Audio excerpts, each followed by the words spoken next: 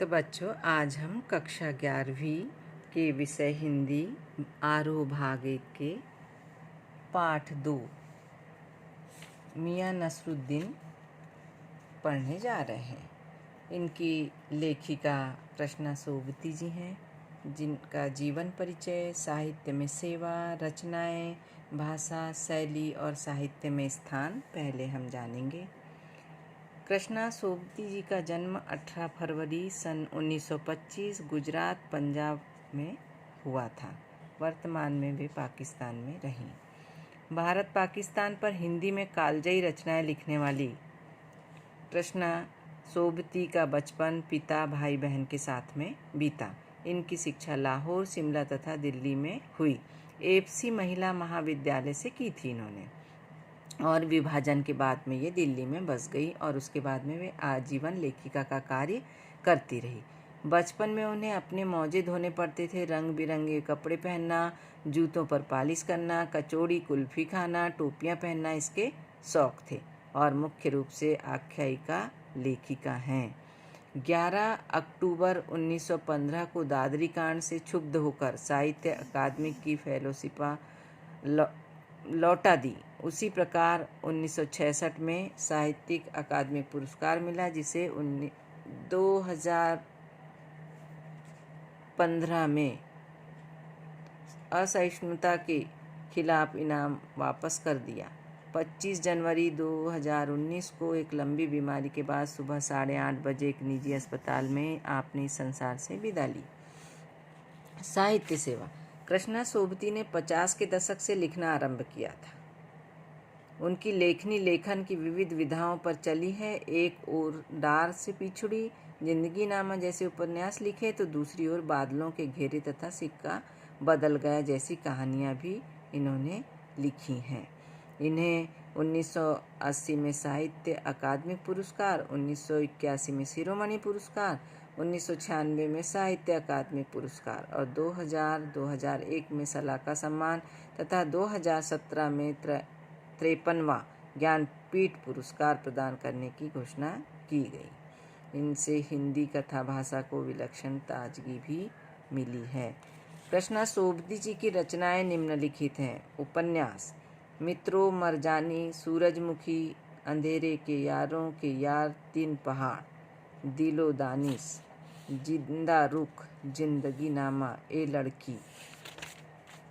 कहानियां हैं इनकी: बादलों के घेरे में, सिक्का बदल गया है, डार से बिछुड़ी, संस्मरण, शब्दों के आलोक में, वह लड़की कविता है और शब्द चित्र हम हसमत। वर्ण विषय में है।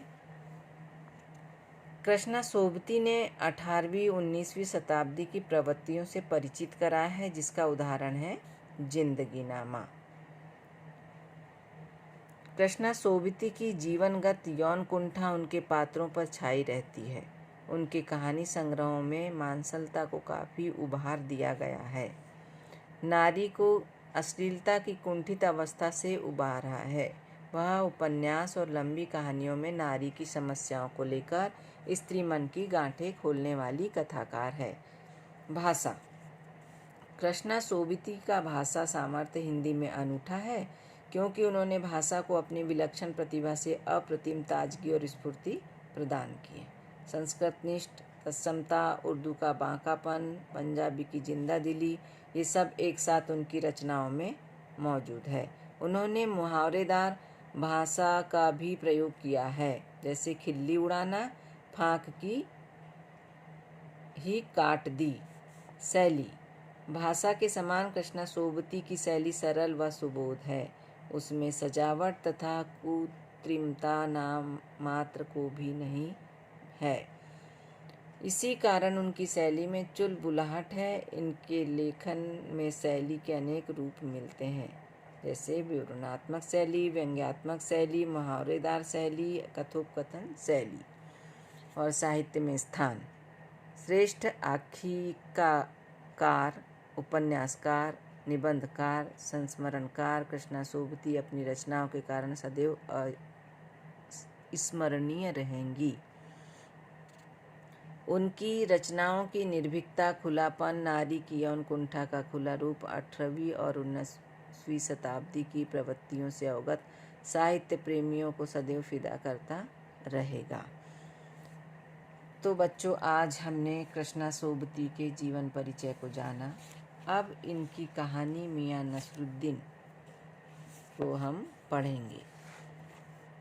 कालजयी रचनाओं की रचयिता कृष्णा सोबती का प्रसिद्ध शब्द चित्र मियाँ नसरुद्दीन एक ऐसी नानबाई की कहानी है जो 56 प्रकार की आटा व मैदा की रोटियां बनाने में माहिर था। वह एक ऐसा व्यक्तित्व है जो अपने दादा व पिता से सीखे हुए हुनर को वर्तमान पीढ़ी के लिए एक उदाहरण बनाना चाहता है, साथ ही इस हुनर को कला का स्थान भी देता है। तो क्या बता रही हैं अब कृष्णा सोबती जी कि साहब वो उस दिन अपने मटिया महल की तरफ से न गुजर जाते तो राजनीति, साहित्य और कला के हजारों हजार मसीहों के धूम धड़क्के में नानबाइयों के मसीहा मियाँ नसरुद्दीन को कैसे पहचानते और कैसे उठाते लुत्फ़ उनके मसीही अंदाज का। यानी कि जामा मस्जिद के आड़े पड़े मटिया महल के गढ़ैया मोहल्ले में एक अत्यंत साधारण सी अंधेरी दुकान थी। दुकान में पटापट करते हुए रोटियों का आटा गूंथा जा रहा था। एक दोपहर को लेखिका उधर से गुजरी तथा ढेर सारा आटा पटक पटक कर गूंथे जाने को देखकर आश्चर्य में पड़ गई। उनके मन में कौतूहल जागा कि इतना सारा आटा। उन्होंने अंदर झांक कर देखा तो मियाँ चारपाई पर बैठे बीड़ी पी रहे थे और यह मियाँ नसरुद्दीन जो रोटियां बनाते थे उन्हीं की दुकान थी। उनके चेहरों से लगता था जैसे मियाँ ने 70 बसंत देख लिए, यानी कि वे 70 साल के हो गए थे। लेखिका ने उनके विषय में जानना चाहा तो मियाँ ने पंचहजारी के अंदाज से उत्तर दिया कि यह तो उनका खानदानी पेशा है, यानी मैं जो कार्य कर रहा हूँ वह मेरे बाबा दादा परदादा भी करते आए हैं। तथा आँखों के कंचे फेर कर हमसे कहा यह बाप दादा का हुनर था, उनसे सीखा और वालिद यानी पिता के मरने के बाद उसी ठिकाने पर आ बैठे। वालिद साहिब मियाँ बरकत शाही नानबाई गढ़ैया वाले के नाम से मशहूर थे तथा दादा आला नानबाई मियाँ कल्लन के नाम से जाने जाते थे। अब लेखिका ने जानना चाहा कि उनके बड़ों ने क्या नसीहतें दी जो कि मियाँ नसरुद्दीन प्रसिद्ध नानबाई बन गए। इस पर नसरुद्दीन नानबाई ने बताया, काम नसीहतों से नहीं, काम करने से आता है। मियाँ नसरुद्दीन ने आगे बताया कि इस हुनर में काबिलियत प्राप्त करने के लिए शुरू से ही बहुत परिश्रम किया है। जिस प्रकार बच्चा शुरू में अलीफ पढ़ता है और उसके बाद आगे की पढ़ाई करता है, जैसे कि अनार, आम, इमली, क ख ग घ पढ़ता है और उसके बाद में वह शब्द बनाना सीखता है और फिर वाक्य। उसी प्रकार से बच्चा पहले कच्ची पढ़ता है फिर पक्की, यानी कि पहले वह कच्ची पहली में आता है और फिर पक्की पहली में, जैसे कि अभी नर्सरी में आते हैं, आंगनवाड़ी में आते हैं, उसके बाद में फर्स्ट में या तो पहली क्लास में। उसी प्रकार से मियाँ नसरुद्दीन ने पहले बर्तन धोना, फिर भट्टी लगाना और आँच देना सीखा, तब जाकर मशहूर नानबाई बने। उसी प्रकार कई वर्षों तक खोमचा लगाया, दुकानदारी व ग्राहकी का अनुभव प्राप्त किया, तब जाकर दुकान पर बैठने का हुनर आया। लेखिका से बात करने के बीच में मियाँ नसरुद्दीन राह चलते लोगों से भी बात करते जाते थे। अपने खानदानी पेशे की तारीफ करते हुए मियाँ जी ने कहा कि हमारे बुजुर्गों से बादशाह सलामत ने कहा, मियाँ नानबाई कोई ऐसी चीज़ बनाओ जो न आग से पकती है न पानी से बन। बुजुर्गों ने यह चीज़ बनाई, बादशाह सलामत ने खूब खाई और खूब सराही, लेकिन उस चीज़ का नाम न बताते हुए कहा, खानदानी नानबाई कुएं में भी रोटी पका सकता है। यह कहावत मियाँ जी के खानदान पर पूरी उतरती है।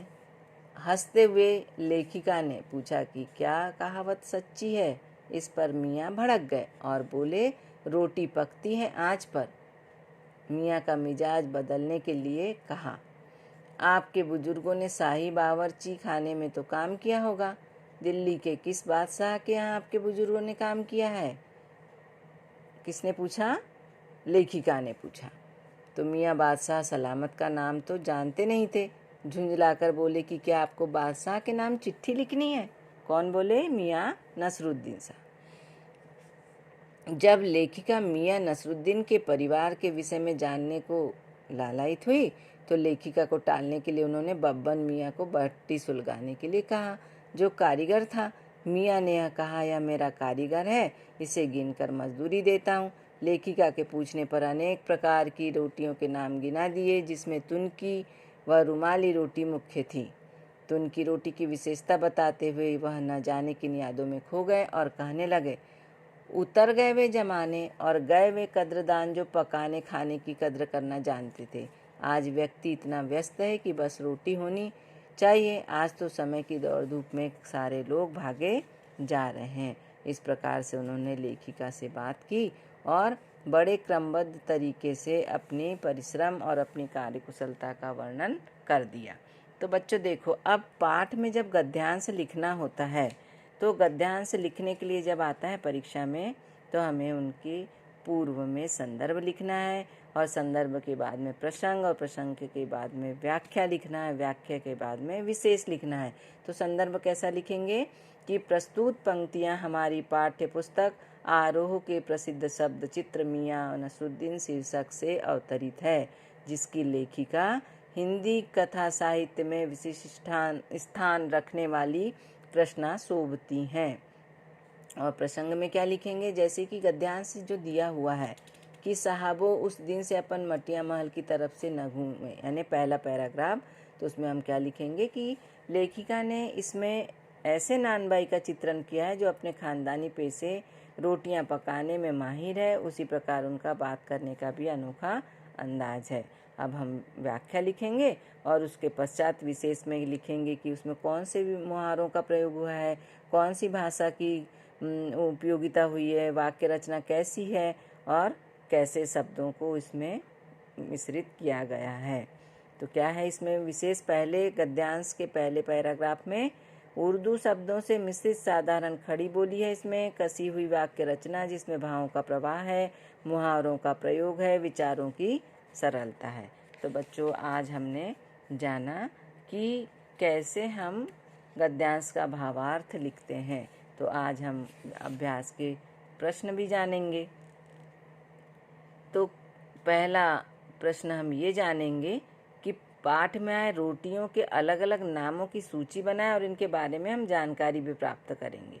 तो रोटियों के नाम क्या है, बाकर खानी, सीरमाल, तापतान, बेसनी, खमीरी, रुमाली, गाव दोदा, गाजेबान, तुनकी आदि। रुमाली रोटी मैदा की हाथ से उछलकर जो बनाई जाती है, जिसका आकार बहुत बड़ा होता है, जो कि गाँव में भी हमारी दादी, हमारी नानी, हमारी मामी, ऐसे जो बुजुर्ग लोग हैं वे बनाते थे और हम उनको बड़े मज़े से आम के रस के साथ में खाते थे। तुनकी रोटी पापड़ से भी ज़्यादा महीन होती है और ये भी मैदे से ही बनाई जाती है। तो बच्चों अब ये पहले प्रश्न का उत्तर हुआ। दूसरे प्रश्न का उत्तर जो है, प्रश्न है मियाँ नसरुद्दीन की कौन सी बातें आपको अच्छी लगी। मियाँ नसरुद्दीन की निम्नलिखित बातें अच्छी लगी। 5000 अंदाज से बातें करना, उनका आत्मविश्वास तथा परिश्रमी जीवन। तीसरा, बुजुर्गों की प्रशंसा करना जिसमें झूठ की झलक थी। चौथा, पत्रकार का तथा समाचार पत्र के पाठकों से चिढ़ना। पांचवा, 56 प्रकार की रोटियां बनाने माहिर। छठवा, कारीगरों से उचित पारिश्रमिक देते थे। और बीड़ी पीने का इनका अंदाज तथा आँखों की चपलता, ये बातें हमको अच्छी लगी। तो बच्चों आज हमने मियाँ नसरुद्दीन के बारे में जाना, जो कि हमारी कृष्णा सोबती के शब्द चित्र में से लिया गया है।